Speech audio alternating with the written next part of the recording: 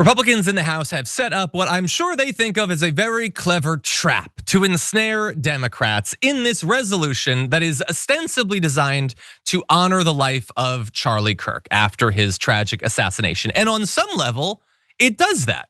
It says nice things about Charlie Kirk. It says that they're opposed to violence.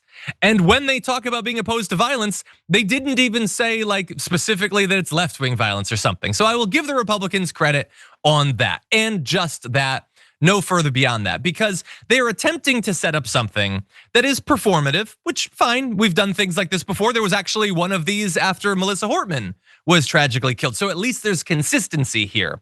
But then they stuff the resolution full of a bunch of other stuff designed to make this difficult, if not impossible, for some Democrats to sign on to. And one House Democrat says people are worried that we're being totally set up. So how are they being set up? What does that look like? Well, among many paragraphs of things about Charlie Kirk, some of them just descriptive about his family, about him having set up, turning point or whatever. They say, whereas Charlie Kirk became one of the most prominent voices in America, engaging in respectful civil discourse across college campuses, media platforms, and national forums, always seeking to elevate truth, foster understanding, and strengthen the republic. That's just like your opinion, man. Some of that's true, and some of it is your opinion. And by the way, I understand it's very easy for a Republican to write every word of that because they always did feel respected by his advocacy. Many people did. Many people felt very seen and understood by it. But there were other communities that did not feel like respect was being fostered, that tolerance or understanding was being fostered. And what strengthens or weakens the republic is not an objective thing that everyone will agree on, but they are putting it in here as if we all agree on it. And they are demanding the Republicans agree with every bit of this. You don't have to have things like that in there. In the one with Melissa Hortman, they didn't add a whole bunch of stuff that's very much up for debate about her legacy. They're choosing to do it in this case to get Democrats to proactively participate in whitewashing his reputation. And again, that has nothing to do with the tragedy of the attack, which I have a million times been very clear on, and that should totally be in this resolution. And you can have stuff about Charlie Kirk and the work he did. You can recognize that he brought millions of young people into politics, many of them conservatives. He made a lot of conservative college students feel seen in a way that other commentators might not. Put that in there. You can put that in there. But they're putting stuff in there that they know Democrats don't agree with because they want them to vote for stuff that they don't truly believe. They go on to say, whereas Charlie Kirk became one of the most prominent, I believe I put the wrong one in for the second one. There was other stuff there too. Now, I want to move now to those who don't necessarily think that they can vote for this. And the only one I've so far seen that's been very clear about this is Jasmine Crockett, Democrat of Texas. She says she plans to vote against the resolution, saying, quote, not sure what is honorable about many of Kirk's past statements. Now, asked about concerns of GOP backlash, she says she lives, quote, under their heinous threats every single day, and suggested Democrats should not be like Republicans who have, quote, abdicated their duties out of fear. And let me just pause to say, thank you, Jasmine Crockett. Thank you for being, as she often is, one of the only fighters in the House, willing to point that out. And I just want to remind everyone, it's like, why would Jasmine Crockett potentially have an issue with this, with a statement that everything that Charlie Kirk ever said was respectful, everything was about tolerance and understanding? Well, he did once call her a circus act, and he also said she's part of the great replacement of white people, specifically saying she's just some circus act in that entire operation. You shouldn't take what she says seriously. It's just a joke. What she represents is very serious, which is the continued attempt to eliminate the white population in this country. Now, look, I want to preemptively apologize for quoting him. I'm not sure if that's legal yet, but he said that. That's the context.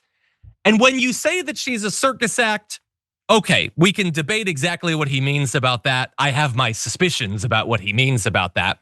But even setting that aside, he said she's trying to do genocide against white people. Is she supposed to say, whatever, forget about it? It was always honorable. It was always tolerant. It was always understanding. The white genocide part? Why is she obligated? Why is she uniquely stripped of free speech, stripped of the ability to exercise free will and autonomy. Why does she need to sign on to this? And the Republicans are the ones forcing this difficult decision on the Democrats. They could have put up a resolution to honor Charlie Kirk like they did with Melissa Hortman. They are choosing not to do that. And there are other Democrats that are saying they're undecided. Progressive Caucus Chair Greg Casar, also of Texas. There are others who plan to vote present. And again, they're all in a very difficult position because if they don't vote for this, they might be censured in the House for all that we know. Again, we do not live in a free society. This entire story, this entire news cycle is continuing proof of that. And if they want to just vote present, or by the way, even if some of these Democrats want to vote yes, again, I'm not even gonna get too down on them. It's just a resolution to honor him. Symbolically, I don't like that their arms are being twisted to agree with statements they don't think are factually true. But still, the entire thing is ridiculous. There's one more House Democrat who says, I always try to be respectful in times of tragedy or horrific events like this, but they are politicizing his death in ways I'm not comfortable with. And it's very important to make that distinction. I understand Republicans will pretend not to understand the distinction. They've already done it with Jimmy Kimmel. None of this is a criticism of Charlie Kirk. When you say the Republicans are politicizing it, that cannot be a criticism of Kirk or his family. That is a criticism of politicians. And again, I was born into a country where we're legally allowed to criticize politicians. Politicians that up until recently we all agreed are likely to be self-serving, slimy snake oil salesmen. And so the idea that, oh no, not this time. No, they're all being super serious. They all really believe this. They're not trying to be tricky or anything. They're speaking from their heart with this. Get the hell out of there. They never have before, they never will, they damn sure aren't right now.